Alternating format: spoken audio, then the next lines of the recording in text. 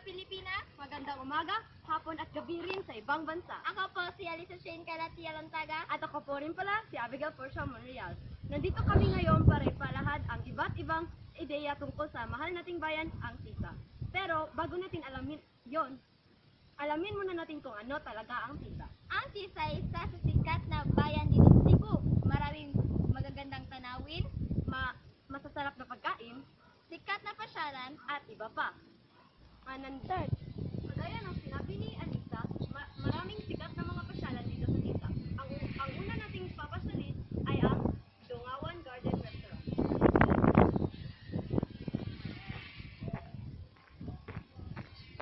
Ang Dungawan Garden Restaurant ay isa sa mga sikat na mga pasyalan dito sa TISA. maraming turista na pumupunta dito para magbakasyon dahil magaganda ang mga tanawin. Ang Ring Rest House. Ito ang ikalawang pinuntahan namin na sikat na pasyalan. Kagaya lang ng Dungawan Garden Restaurant, ito ay sikat sa mga turista dahil sa magandang tanawin. Sikat na pasyalan dito sa TISA ay ang Gaetano TISA. Maraming tao pumupunta dito dahil Halos lahat ng kinakailangan mo nandito. Tapos na tayo sa mga sikat na pasyalan dito sa TISA. nadako naman tayo sa mga sining sa TISA. Wala sa Tasha County, Malandas. Ito po ang isa sa sining ng TISA. Ipinapatayo ito tuwing Pasko. Gawa ito ng area. Gaya na sinabi ni Melendres, nagawa ito sa recyclable materials gaya ng bote, nasito, gulong sa sasakyan at ilang mga bahagi ng electric fan. Dadako naman tayo sa isang pagsining ng TISA. Ito rin isang sining ng TISA. Ito si Senior Santo Niño. At yun lang sa sining ng bayan ng Tapos na TISA. tayo sa mga sining sa TISA. Dadako naman tayo sa Kwentong Bayan. Kilalahan ito ni Valencia. Sinabi nila ang kwentong bayan sa TISA ay isang kapre. Sakal ko ito ang kahoy na tinitirhan ng kapre. At yun lang mga nakalat na bumasyon namin sa kwentong Tapos na bayan. tayo sa kwentong bayan dito sa TISA. Monreal, gutom na ako. Punta naman tayo sa sikat na pagkain dito sa TISA, ang Siomayan. Ang maglalahad ay si Valencia.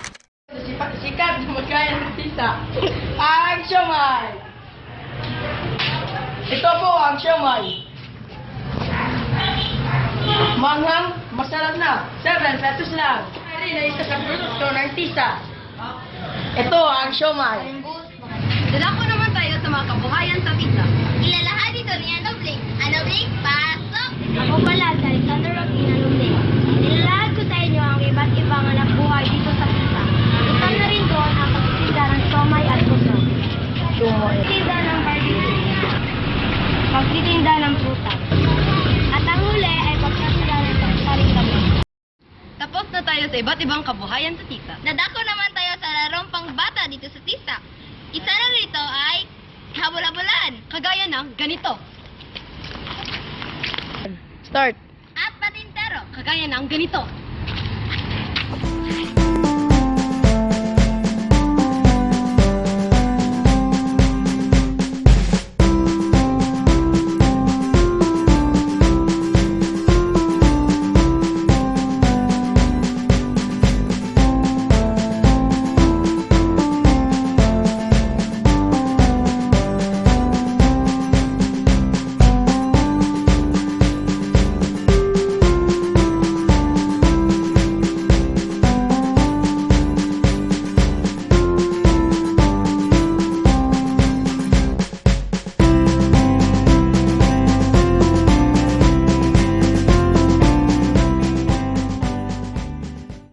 Yun lang po ang iba't ibang impormasyon tungkol sa mahal naming bayan, ang TISA!